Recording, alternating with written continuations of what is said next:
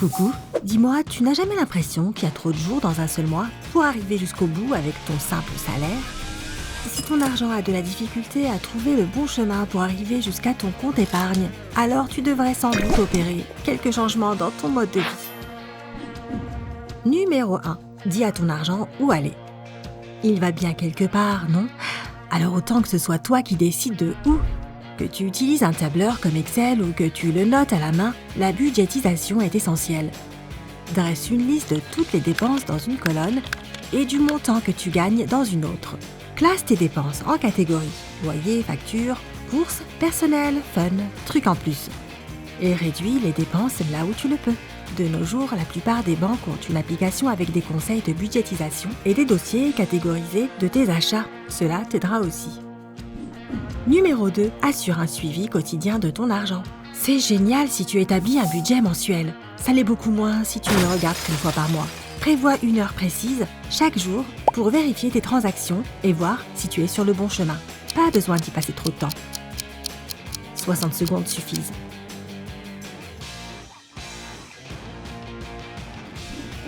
Numéro 3. Mange à la maison. L'Américain moyen dépense 230 $ par mois rien que pour manger au restaurant.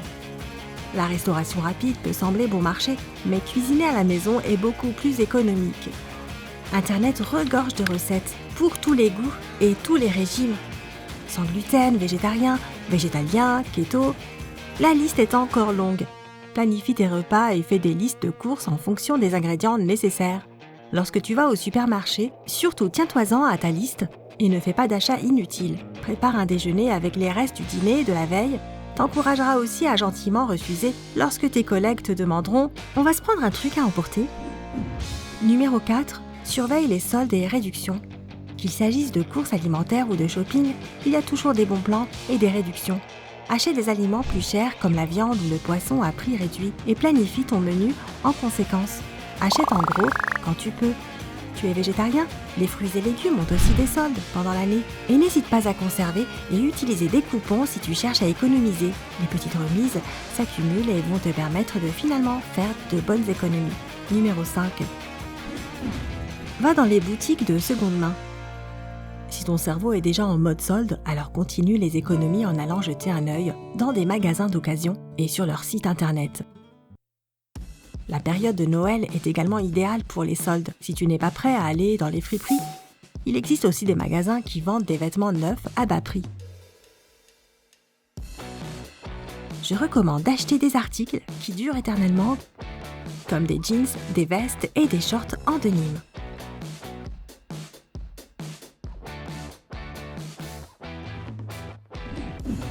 Numéro 6.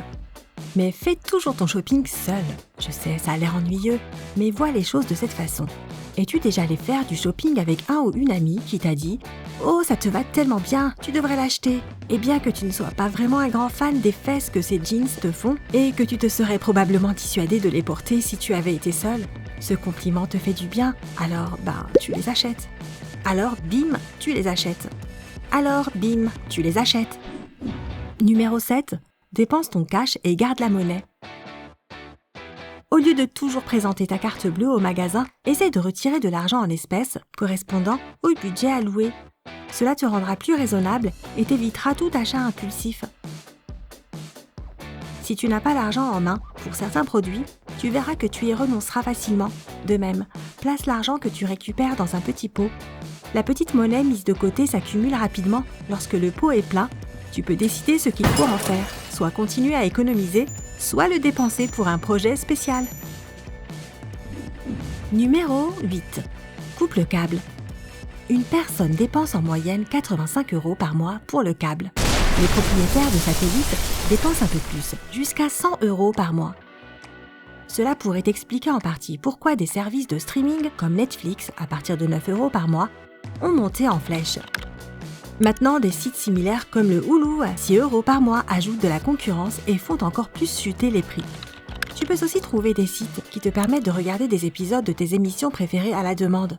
Si tu es étudiant, plusieurs de ces sites ont même des rabais spéciaux pour toi. Numéro 9. N'achète jamais neuf. Tu devrais aussi acheter une voiture d'occasion.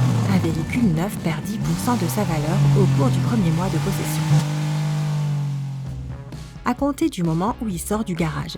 En moyenne, il continuera de diminuer de 15 à 20% par an. Disons que tu achètes une voiture neuve pour 30 000 euros. Après le premier mois, sa valeur tombe à 27 000 euros. Après la première année, elle est à 24 000 euros. Bref, la plupart des gens finissent par devoir plus que la valeur réelle du véhicule. Acheter une voiture d'occasion est un bon moyen de l'éviter. Numéro 10. Sois intelligent avec les cartes de crédit. Si tu dois utiliser une carte de crédit, prends-en une qui te rapporte quelque chose. Recherche une carte qui offre des récompenses sous forme de remise en argent. Par exemple, certains proposent l'offre suivante. Pour chaque tranche de 100 € que tu dépenses, tu obtiens 1 € en retour. Tâche de rembourser le solde chaque mois et de maintenir cette remise de 1% sur chaque achat. Tant que tu rembourses ce que tu dépenses chaque mois, tu n'accumuleras aucun intérêt. Au lieu de perdre de l'argent, tu en gagnes, tant que tu es responsable. Numéro 11. Avoir un fonds d'épargne d'urgence. Avec tout l'argent supplémentaire que tu vas bientôt épargner, tu peux mettre l'excédent dans un fonds d'épargne d'urgence. Le montant minimum pour ce compte devrait être de 1 000 €. Cela fonctionne comme un filet de sécurité lorsque des choses imprévues se produisent. Au lieu d'être coincé lorsque ta voiture tombe en panne et d'accumuler plus de dettes, puise dans ton fonds d'épargne d'urgence. C'est pour ça qu'il est là. Lorsque la crise est derrière toi, recommence à économiser pour remonter à 1 000 €. Numéro 12. Rembourse tes dettes. Selon le gourou des finances, Dave Ramsey, une fois que tu as un fonds d'épargne d'urgence, tu peux commencer à rembourser tes dettes. La boule de neige de la dette signifie que tu dois d'abord rembourser ta plus petite dette. Par exemple, si tu as un prêt étudiant de 6 000 € et un solde de carte de crédit de 12 000 €, commence par éliminer la dette du prêt étudiant. Une fois que c'est fait, disons que tu verses 300 € par mois pour le rembourser, tu peux reporter ces 300 € sur ton solde de crédit restant. Cela te permet de voir les progrès plus rapidement, ce qui te motive encore plus. Numéro 13. Mets mensuellement de l'argent de côté pour les fêtes de fin d'année. Ne laisse pas le mois de décembre et toutes les fêtes de fin d'année te surprendre. Décide combien tu veux dépenser par personne au début de l'année. Disons qu'il y a 4 personnes dans ta famille et que tu aimerais leur offrir chacun un cadeau d'une valeur de 50 € ou moins. Pour avoir 200 € à dépenser, il te suffit d'économiser environ 16 € par mois. Si ta liste est plus longue ou si tu veux commencer à faire tes achats plus tôt, ajuste-la en conséquence.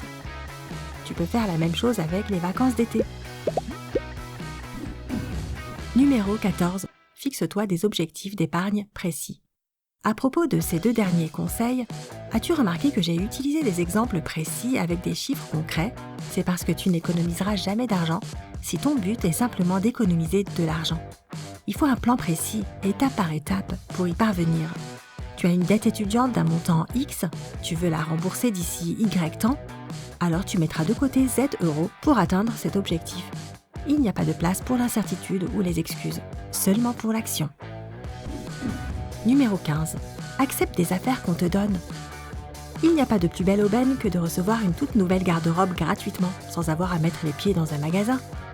Si certains vêtements ne sont pas du tout de ton style, pas grave, tu n'as qu'à les faire passer. Ces anciens t-shirts blancs? Ouais, tu n'as pas besoin de les garder, mais merci pour ton offre. Numéro 16. Vis avec tes parents. Avant de t'étouffer sur ton croissant, écoute-moi bien. Tu serais en bonne compagnie car environ 23% des jeunes adultes vivent actuellement à la maison avec leurs parents. Beaucoup d'entre eux reviennent s'y installer après la fac. Tu te souviens de tout ce truc sur le remboursement des dettes? Vivre avec tes proches peut aussi t'aider à épargner de l'argent pour l'avenir, quels que soient tes projets. Posséder sa propre maison, voyager et voir le monde, c'est à toi et à tes parents de décider. Numéro 17. Profite de ta bibliothèque locale et d'autres services gratuits. Un reçu de la bibliothèque publique de Wichita est récemment devenu viral, montrant une économie totale de 7 078,76 $ pour une famille de 6 personnes qui a fait un passage hebdomadaire à la bibliothèque. La bibliothèque a gardé une trace de ces emprunts depuis le moment où ils ont commencé à consulter des livres. Beaucoup d'autres bibliothèques utilisent le même système, ce qui encourage plus de gens à y venir. Les musées et les zoos ont généralement des journées ou des nuits communautaires lorsque leurs entrées sont gratuites. Rends-toi sur leur page sur les réseaux sociaux pour connaître ces jours et les détails. Plutôt cool, hein? Et si tu as appris quelque chose de nouveau aujourd'hui, alors clique sur j'aime sous la vidéo et partage-la avec tes amis. Et voici d'autres vidéos que je pense que tu pourrais apprécier. Il suffit de cliquer à gauche ou à droite et de prendre la vie côté sympa.